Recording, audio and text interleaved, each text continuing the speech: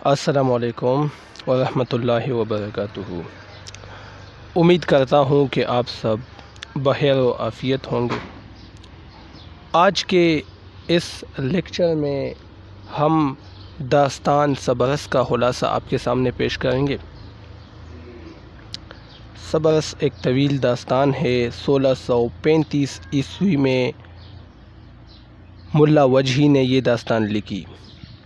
مولوی عبدالحق نے اس کو فائنڈ آؤٹ کیا تھا، اس کو دریافت کیا تھا مولوی عبدالحق نے۔ یہ ایک طویل داستان ہے، مشکل زبان میں ہے، مقفع مسجع عبارت ہے اس کی، تو یہی وجہ ہے کہ اس کی سمجھ، اس داستان کو سمجھنا ایک عام قاری کے لیے مشکل کام ہے۔ یہاں میں آپ کے سامنے اس کا خلاصہ پیش کرتا ہوں۔ سب سے پہلے اس کا مختصر تعارف۔ یہ داستان 1635 عیسوی میں لکھی گئی۔ اس داستان کے خالق جنہوں نے یہ لکھی ہے یہ داستان تو ملا وجہی ہیں۔ یہ داستان سبرس فتحی نیشاپوری کی ایک مثنوی ہے۔ یہاں پر ہی میں نے لکھا ہے دستور العشاق، یہ ان کی ایک مثنوی ہے فتحی نیشاپوری کی، اسی ہی کا ترجمہ ہے یہ داستان۔ تو یہ اس کا مختصر تعارف تھا۔ اب میں خلاصہ آپ کے سامنے پیش کرتا ہوں۔ خلاصہ ظاہر ہے کہ اس میں بہت زیادہ کردار ہے، تقریباً 76، تو یہ خلاصہ کافی مختصر ہے اور کوشش کریں کہ آپ اس کو سمجھیں، کیونکہ اس میں وقت کے ساتھ کردار سامنے آتے ہیں تو کہانی ذرا سی پیچیدہ ہو جاتی ہے کہ یہ کیسی کہانی ہے۔ تو آپ کوشش کریں ویڈیو کو سٹاپ کرتے جائیں ساتھ ساتھ، یا توجہ کے ساتھ، گہری توجہ کے ساتھ اس کو سن لیجئے۔ سیستان شہر کے بادشاہ کا نام عقل تھا، جس کا ایک بیٹا دل انتہائی ذہین اور فطین تھا۔ عقل بادشاہ نے اپنے بیٹے دل کو تن کی مملکت دی ہوئی تھی۔ تن یعنی جسم کی مملکت دی تھی دل کو۔ اس کے والد جو کہ بادشاہ تھے، عقل نام تھا اس کا، انہوں نے یہ کام دیا تھا اس کو۔ بادشاہ ایک دن اپنے دربار میں محفل سجائے بیٹھا تھا کہ کسی نے آب حیات کا تذکرہ کر دیا کہ اس کو پینے سے عمر حضر حاصل کی جا سکتی ہے، یعنی جو شخص آب حیات پیتا ہے وہ حضر علیہ السلام کی طرح ہمیشہ وہ امر ہو جائے گا، اس کے لیے موت نہیں ہے۔ یہ سن کر بادشاہ نے آب حیات کے حصول کے لیے اپنے ایک جاسوس نظر کو اس کام پر مامور کر دیا کہ وہ اس کا پتہ لگائے کہ آب حیات کہاں ہے۔ نظر اس کام کے لیے مختلف ممالک کا سفر کرتا ہوا ناموس بادشاہ کے پاس پہنچا، مگر ناموس بھی اس کی مدد نہ کر سکا اور یہاں سے آگے سفر پر نظر روانہ ہوا۔ آگے گیا تو زہد نامی پہاڑ پر نظر جاسوس کی ملاقات ایک بوڑھے رزق سے ہوئی۔ اس سے رزق سے استفسار پر سوال جواب پر رزق نے بتایا کہ آب حیات جنت میں موجود ہیں، البتہ اس کے آثار عشاق کے آنسوؤں میں پائے جاتے ہیں۔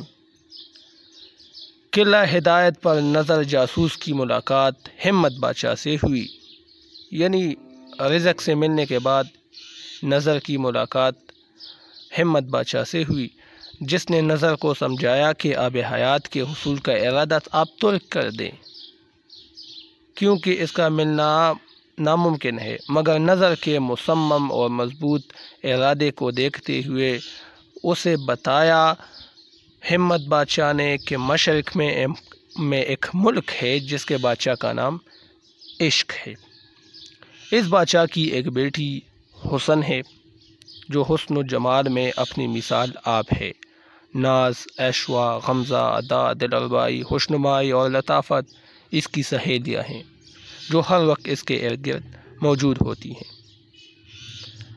یہ شہزادی یعنی حسن دیدار شہر پر متمکن ہے، بیٹی ہیں جہاں رخسار نام کا ایک باغ ہے۔ اس باغ میں ایک چشمہ ہے جس کا نام دہن ہے۔ اسی ہی چشمے میں آب حیات ہیں۔ یہاں روز شہزادی آتی ہے۔ اس کے راستے میں سبکدار نام کا ایک شہر آتا ہے جہاں رقیب نام کا ایک محافظ رہتا ہے جو کسی کو اس شہر میں داخل نہیں ہونے دیتا۔ اس شہر کو عبور کرنے کے بعد آگے آسانی ہے۔ تو یہ نظر کو کس نے بتایا؟ ہمت بادشاہ نے۔ ہمت بادشاہ نے اس کو یہ سارا راستہ دکھایا۔ بڑی مشکلات کا سامنا کرنے کے بعد نظر رخسار کے باغ میں پہنچنے میں کامیاب ہو گیا اور حسن سے ملاقات کر کے اور دل کی بے چینی کی کیفیت اس انداز میں بیان کی کہ حسن نے بھی بےتاب ہو کر اپنا غلام جس کا نام خیال ہے نظر کے ساتھ روانہ کیا۔ وہ دونوں شہر بدن میں دل سے ملاقات کرنے کے لیے چلے گئے۔ تو دیکھیں دل میں نے آغاز میں آپ کو بتایا کہ اس کے والد نے اس کو بدن کا یعنی تن کی مملکت عطا کی تھی دل کو۔ جب نظر حسن شہزادی سے مل گیا تو اس کو دل کا احوال بتایا، دل یعنی اس شہزادے کا احوال بتایا تو شہزادی بھی متاثر ہوئی اور اپنے غلام کو نظر کے ساتھ کر کے یہاں تن کی مملکت میں آئے دل کے پاس۔ غلام خیال نے یعنی وہ خیال جو شہزادی نے اس کے ساتھ کیا نظر کے ساتھ، اس کا نام خیال ہے۔ غلام خیال نے حسن کی اپنی تصویر کھینچ کر حسن شہزادی کی اپنی تصویر کھینچ کر پیش کی کہ دل حسن پر دل و جان سے فدا ہو گیا اور نظر کے مشورے سے شہر دیدار کا رخ کیا۔ یعنی غلام خیال غلام اس نے حسن کی خوبصورتی کا ذکر دل کے سامنے بڑا چڑھا کر کیا تو دل مزید حسن پر عاشق ہوا اور اس سے ملنے کے لیے دیدار شہر کی طرف روانہ ہوا۔